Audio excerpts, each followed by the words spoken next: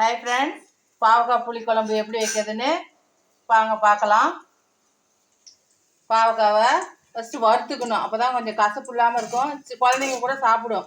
கசப்பு வறுத்து போட்டால் குழம்பு கசக்காது. ஹாய் ஃப்ரெண்ட்ஸ், பாவக்காய் புளிக்குழம்பு எப்படி வைக்கிறதுன்னு பார்க்கலாம். பாவக்காவை வறுத்துக்கலாம், அரிஞ்சிட்டு அப்புறம் வறுத்துக்கலாம்.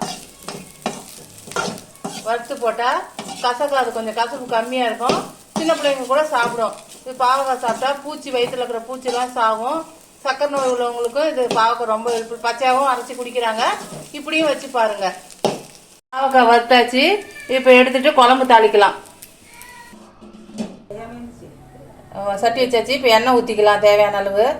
பாவக்காய் கொஞ்சம் எண்ணெய் நல்லெண்ணெய் நிறையா ஊற்றினா நல்லாயிருக்கும்.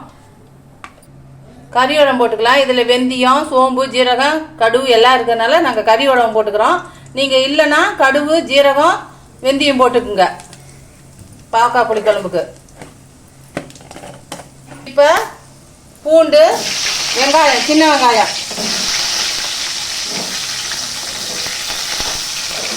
வதக்கிக்கலாம். வெங்காயம் நல்லா வணங்கணும்.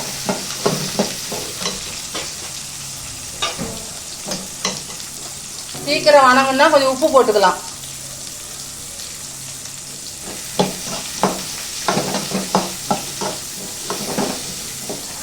போட்டுக்கலாம்.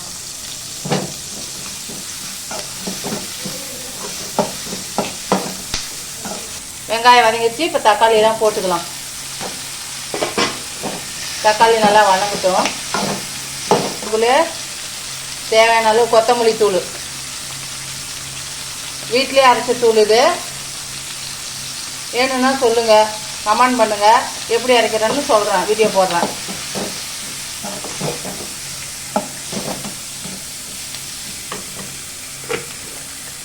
மிளகாய் தூள் காரத்துக்கு தகுந்த மாதிரி.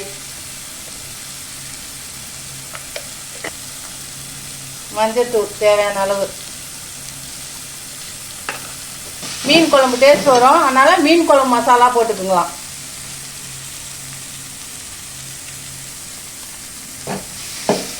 மசாலாலாம் வதங்கிச்சு, தக்காளி வதங்கிச்சு. இப்போ பாவக்காய் போட்டு இப்போ உடனே புளி ஊற்றி வேக வச்சிடலாம். அப்போ தான் கசக்காது.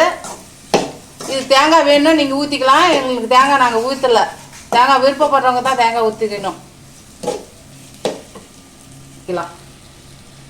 புளியிலே வந்துச்சுன்னா கசப்பு கம்மியாக இருக்கும். பாவக்காய் புளி குழம்புக்கு வெல்லம் கூட கொஞ்சம் சின்னதாக வேணும்னா விருப்பம் வந்தால் சேர்த்திக்குங்க. புளி தண்ணி ஊற்றியாச்சு. காய் 10 நிமிஷம் வேகட்டும். தேவையான அளவு உப்பு போட்டுக்குங்க. அதுக்குள்ளே கொஞ்சோண்டு பெருங்காயத்தூள் கொஞ்சம் போட்டுக்குங்க. வீட்டிலே அரைச்ச புளிக்குழம்பு பொடி, ஜீரகம், வெந்தயம், எள்ளு பொடி, எள்ளு கொஞ்சம் போட்டு வறுத்து போட்டு வச்சுக்கிறேன். புளிக்குழம்புக்கு எல்லா குழம்புக்கும் இது நல்லாயிருக்கும் போட்டால். வேணுன்னா லிங்க் அனுப்புகிறேன், கமெண்டில் கேளுங்க. 10 நிமிஷம் கொதிச்சு வெந்து விட்டோம். புளிக்குழம்பு புளியிலே வெந்துச்சுன்னா கசக்காது குழம்பு.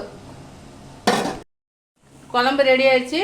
இந்த குழம்பு வேணும்னா நீங்கள் ட்ரை பண்ணி பாருங்கள். Hi friends, Moni Jessica YouTube சேனலுக்கு லைக் பண்ணுங்கள், கமெண்ட் பண்ணுங்கள், ஷேர் பண்ணுங்கள், சப்ஸ்கிரைப் பண்ணுங்கள்.